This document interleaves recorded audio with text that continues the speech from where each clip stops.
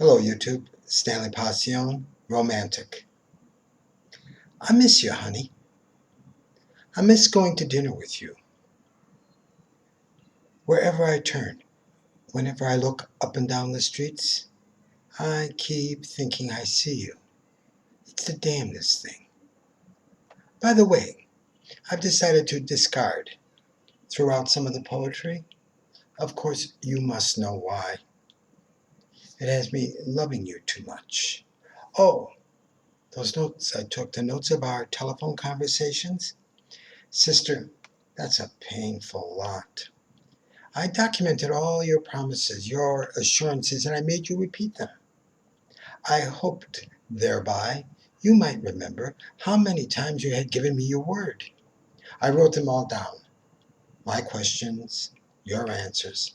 I can look back, should anyone have an interest, and figure the exact dates of those your pledges. But the exercise would require work, because in the record of those, our long-distance dialogues, I reckoned the time according to lunar calendar. They read, for instance, first Monday, December. Across one sheet, I found it significant that you had telephoned me from Florida this last October, a day which directly followed the second, the so-called harvest moon, a moon whose rise the previous night I had sighted over Forest Avenue. Upon those paper records, I sometimes drew. The right term here might be doodled. Regular zodiac signs. Silly guy, huh? I pretended knowledge. I played the role of old-time astrologer, someone who predicted life's lot on a planetary whirl, who posited ill or good fortune from an abstract. Human life, its ups and downs, on conjunction of heavenly bodies, how it all fit within a starry belt. I was dream wishing. It was make-believe, pathetic. Might your last satellite communication, I wondered, be housed on a plane where moon rises into constellation Leo? It all gets very primitive when dealing with you. When I concentrate on my abandon, on my love, take the time and thoroughly examine the range, the extent of my feelings for you. My heart wells, it fills up like a balloon ready to burst. Overwhelmed, stretched to utmost circumference, its membrane reaches thinnest extreme. It helps to explain just how sensitive I am to your every desire. If I remember to relax, should I try to stop holding on, just simply let you go, then I cannot help but feel gratitude. Give thanks for the time in which I had the opportunity to spend with you.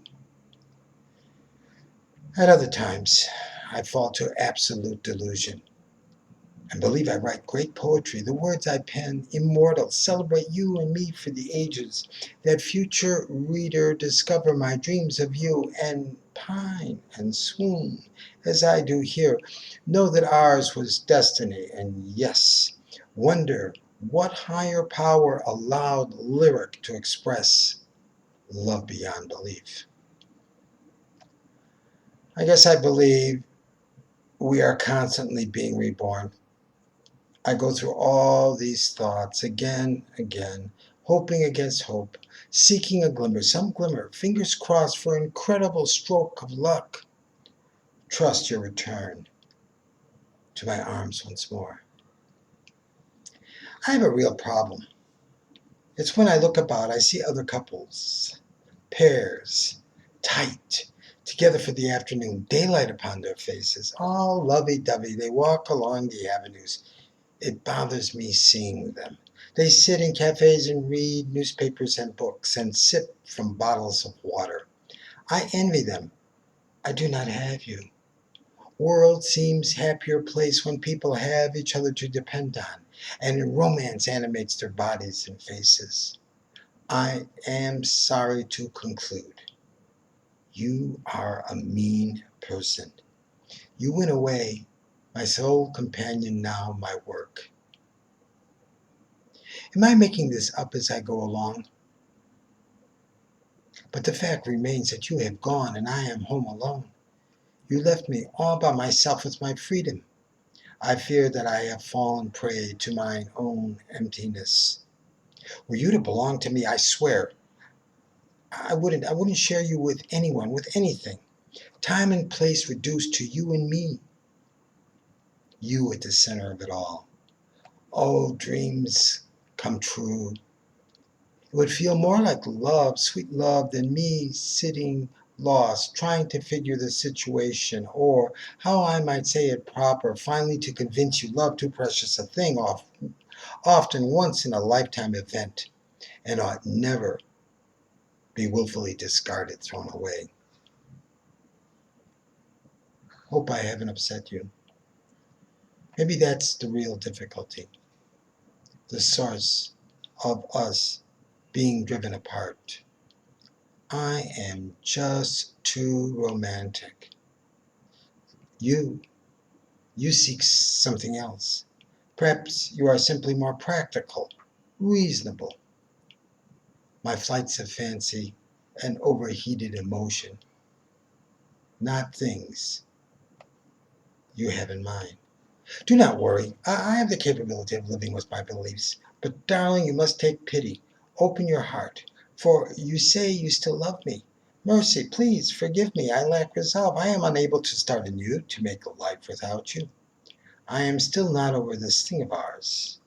I haven't gotten over the beauty, all the wondrous times.